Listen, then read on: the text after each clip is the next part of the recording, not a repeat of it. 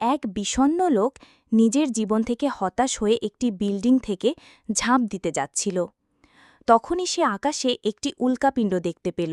সে চোখ বন্ধ করে মনে মনে একটি অদ্ভুত প্রার্থনা করল, কিন্তু পরের মুহূর্তেই সেই উল্কাপিণ্ড সোজা এসে তার উপর পড়ল এবং সে জ্ঞান হারাল। পরের দিন সকালে যখন তার চোখ খুলল, তখন প্রথমে সে তার বিল্ডিংয়ের সিকিউরিটি গার্ডকে দেখল, কিন্তু গার্ডের বুকে একটি ফ্রেম লাগানো ছিল যেখানে লেখা ছিল ধনী বাবার ছেলে। সে বিশ্বাস করতে পারল না, যদি সে ধনী হয় তাহলে সিকিউরিটি গার্ডের চাকরি কেন করছে। তখনই অনেক দামি গাড়ি সেখানে এসে থামল এবং কিছু বডিগার্ড সেই গার্ডের সামনে হাঁটু গেড়ে বসল। তখনই সে বুঝতে পারল যে তার প্রার্থনা সত্যি হয়ে গেছে। এখন সে মানুষের আসল পরিচয় দেখতে পাচ্ছে। নিজের এই নতুন শক্তি পরীক্ষা করার জন্য সে একটি বিলাসবহুল ট্যুর গ্রুপে যোগ দিল।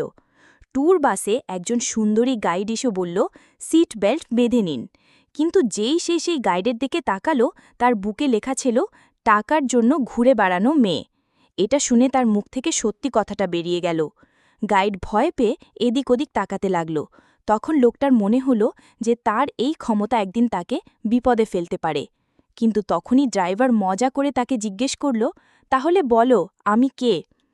লোকটা যেই দেখল ড্রাইভারের বুকে লেখা ছিল সিরিয়াল কিলার। এটা দেখে লোকটার ভয়ে প্রাণ উড়ে গেল এবং সে দরজার দিকে ছুটে গিয়ে চিৎকার করতে লাগল।